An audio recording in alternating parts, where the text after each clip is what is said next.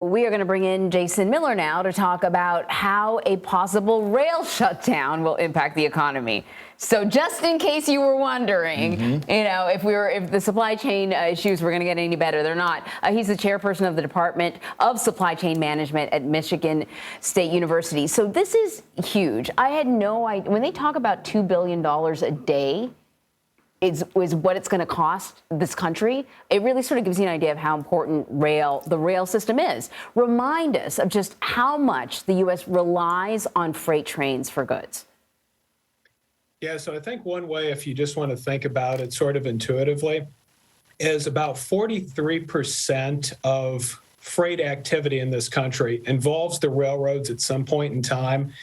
And if you just focus on what we call carloads of things, so chemicals, coal, if you'd stretch all the trains out in a year just hauling that, they would total 187,000 miles, just to give you a sense of that scope of operation. And that's only half of what the railroads move.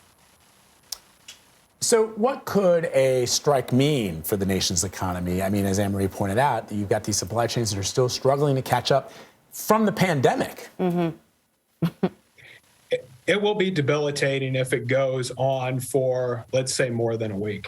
So, for example, the auto sector, which has been dealing so much with the semiconductor shortage, seems to be starting to get back on its feet a little bit more based on the production data we're seeing. The auto plants will come to a grinding halt because a lot of their inputs come in by rail. They don't have excess raw materials. And so much of about 1 million carloads of finished vehicles go out each year. So you'd have auto shutting down. You're going to have chemical plants hurt. And then one industry we don't talk about very much, but coal mining will be very severely affected. So then what does that mean for the average American? Does that mean we're going to continue to pay more for items because, there's going to be demand and the products are not going to be on the shelves? And I know that Amtrak's not involved in this strike per se, but Amtrak uses a lot of these rails too. So I imagine it's going to have an impact when it comes to sort of regular people travel. No, it absolutely is. So on the consumer side, any situation where you've got a railroad like Amtrak using the freight rail lines, that's going to be shut down. So you're going to have that impact on the consumer side. You were just talking about inflation.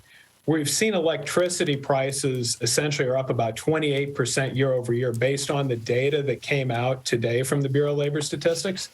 And coal produces about 22% of U.S. power. So if you start threatening, for example, that portion of the power supply, that's going to make things more expensive. So this is certainly not something that is good from an inflationary standpoint. And the other thing I thought of, too, is that if there is a strike, even if they resolve things after a short period of time, I mean, there's so much maintenance of tracks that would have been put on hold. Like, it's not like once the strike is over, then everything just goes right back to where it was before. There's going to be ramp-up time before we see any kind of relief. No, there certainly will be, and that's where it really turns into the question of, do we see this get resolved, let's say, by the end of the weekend? Fortunately, Friday, Saturday, Sunday tend to be days with a lot less freight activity because we're moving into the weekend. So if we get this resolved before Monday, I don't anticipate too much issues. But if we start getting into the middle of next week and we still don't have a resolution, that's when it's going to start becoming very disruptive.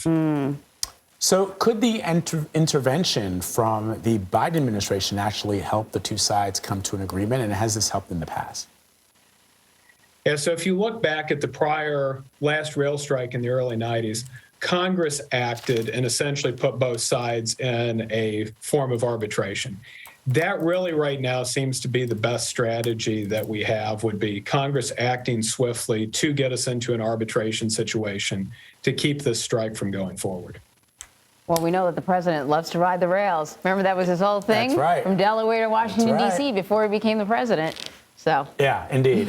Jason, thank you very much, Professor. We appreciate it as always. Thanks for having me on.